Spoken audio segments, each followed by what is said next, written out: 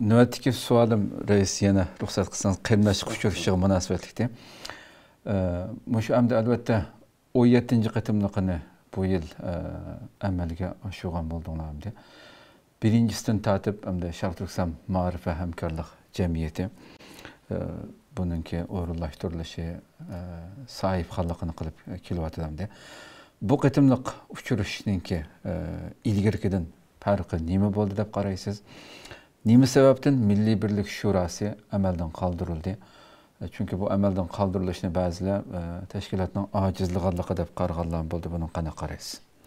Bunun keyingi savollarimga albatta bir-biringlarning savollariga to'liqlama shaklda har ikkiinglar javobdan keyin qo'shimcha qilsanglar bo'ldi buni deb qo'yay. Ana oxirdagi savollariga boshida javob beray, chunki u jiddiy bir masala. Biz har yili Sharq Turkiston, Dunyo Sharq Turkiston qarindoshliklar uchrashishini o'tkazish bilan birga Sharq Turkiston Milliy Birlik Şurasini tan elib olgan edik.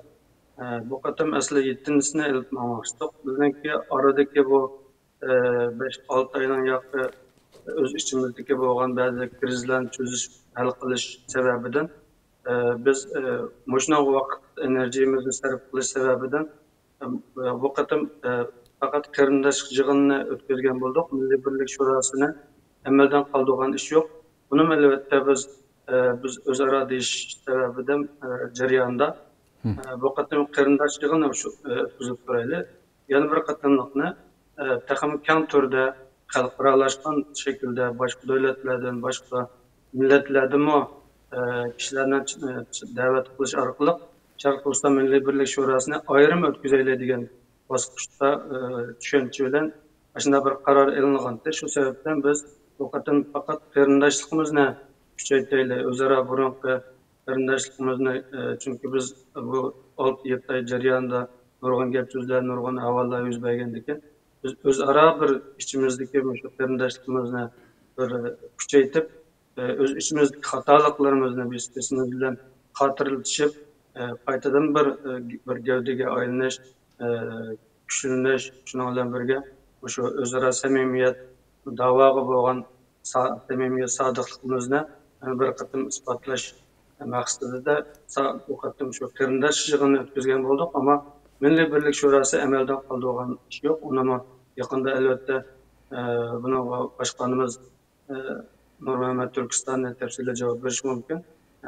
Sharq Turkiston Milliy Birlik Şurasini Xalqaro Sharq Turkiston Tashkilotlar birligi nomida keng bir turda o'tkazishni biz qarorlashtirgan. Shuning uchun bu qatam faqat Sharq Turkiston qarindoshlik uchrashishini o'tkazdik, ammo u amaldan qolgan bir ahvol yo'q. Uni albatta cho'qim yana burunqidan taqin yaxshi bir shaklda o'tkazamiz inshaalloh.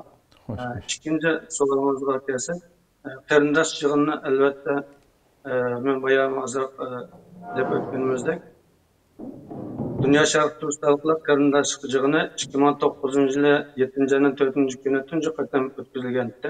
Bu shu marhum ustozimiz Maqsim Hojimovning tashabbusi va fikri bilan yo'l qo'yilgan. Chunki u zamonlarda dunyoning o'xshamagan yerlarda o'qigan va o'xshamagan yerlarga chechilib ketgan nurg'un Uyg'urlar bor. Biz ularni bir araga jam qilib, shular bilan bir fikrlashib, Sharq Turkiston davosiga o'rtaq bir kuch hosil qilish, bir gavdaga aylanib turib xizmat qilishni maqsad qilib, ba'zilar masalan yillarcha uchrashamagan qarindoshlar farqli davlatlarda yashayotganlik uchun biz ularni jam qilishni maqsad qilib plan bo'yicha mayli O'rta Osiyolik qarindoshlar bo'lsin, Yevropadan, Amerikadan, Saudiya Arabistondan, Avstraliyadan shu burun ya billa o'qib arilib ketgan yoki billa shu Sharq Turkiston davosi yo'lida sabtash qilib menib yillarcha uchrashamagan shunday qarindoshlarni da'vat qilib chaqirib Istanbulga jam bo'lib shu programmani boshlagan kunimiz Urumchida qatlam boshlanib ketdi. Shu qatlam boshlanganlik sababidan biz 2009-yili 7-ayning 5-kunidan boshlab biz bütün programmalarimizni bekor qilib o'tib, shu Xitoyga qarshi bo'lgan noroziligimizni, qarshiligimizni ko'rsatish uchun Xitoy konsulxonasining oldiga shu Turkiyaning muhim maydonlariga to'planib, yerdagi qatlamni to'xtatish to'g'risida Turkiya hukumatiga chaqiriq qilish degandek faoliyatlarni elib berib, qarindosh yig'inimizni tunji qatamliq programmasi ashunda o'tgan edi. 2010-yilda yana qaytadan bir qatam davom qildi. 2010-yilda andan keyin biz 2009-yildagi planimizni amalga oshirib, bu chog'da yana shu qarindoshlik to'g'risida dunyoning o'xshamagan joylaridan qarindoshlar keldi.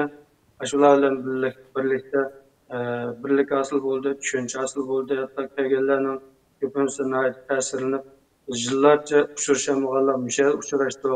Buni sizlar vasila bo'ldingiz deb bizga rahmat aytib shunda qilgandi. Xulosa qilib aytganda 2011-2013 ta bugungi kungacha 17 yildan buyon o'sha qarindosh yig'inni davom qilib kelyapmiz.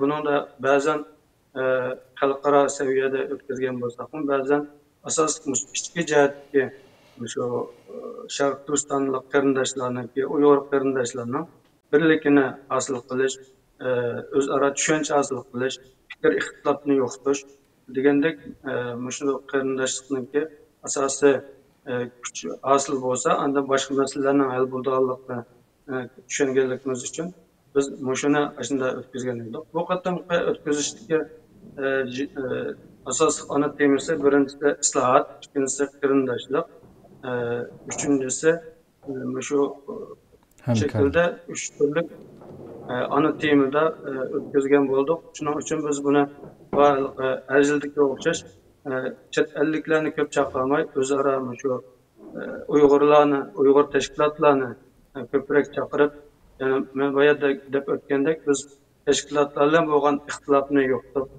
tashkilotlar bilan bo'lgan hamkorlikni kuchaytirishni ham asos qilganligimiz uchun biz tarafdan o'z ichimizdagi bu tushunishmaslikni hosil qilish, xato tushunchalardan xotima berish, ikkinchidan tashkilotlar bilan bo'lgan munosabatni kuchaytirish va ular bilan bo'lgan ixtilofni xotima berishni asos qilib o'tkazgan bo'ldik. Bu qatimqi yig'inda asosida ko'plagan biz da'vat qilgan tashkilotlarningki raislari qatilgan bo'ldi.